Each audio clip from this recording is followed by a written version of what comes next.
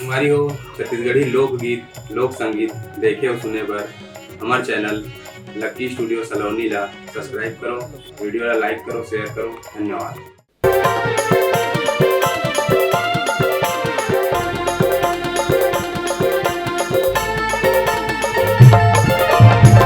अलबेली छेल छबेली, अलबेली छेल छबेली, तेरे मातया वो दिल माना, तेरे मातया वो दिल माना।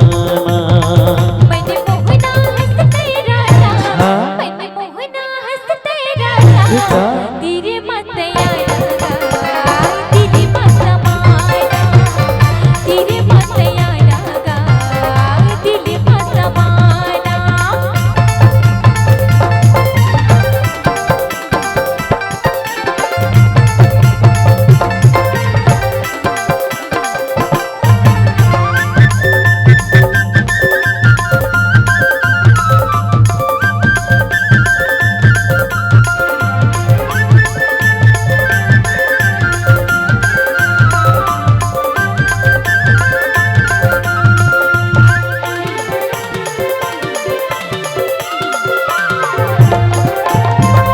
नदिया के तिरमा गोरी सुखरावे बगिया वो सुखरावे बगिया।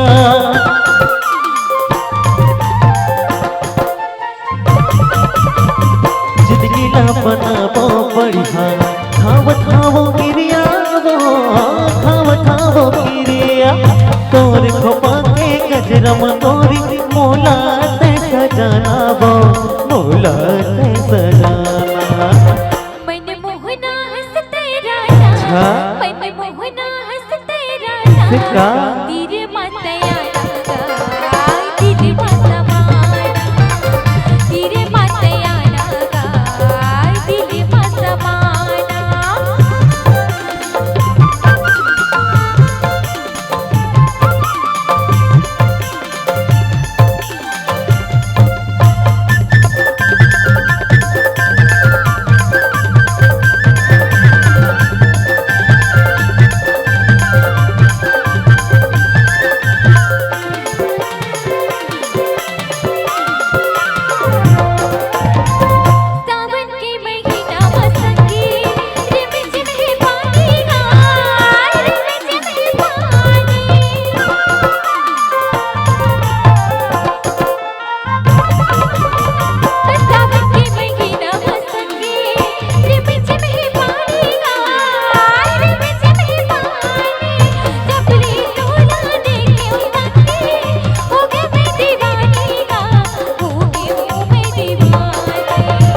अलबेली छेल छबेली, अलबेली छेल छबेली, तेरे मातया वो दिल माना, तेरे मातया वो दिल माना।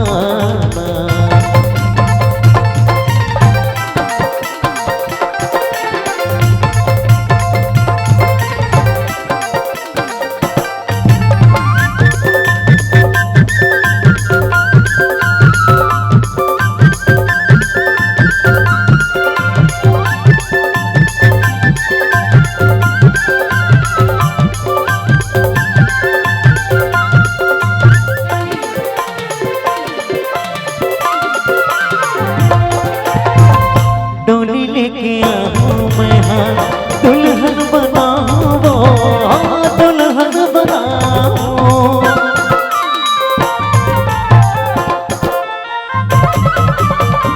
सती भगवती जुग पर घबरा के आऊंगा, घबरा के आऊंगा। राजा रानी बन के मितवा जिंदगी ना बितावो ना, जिंदगी ना बितावो।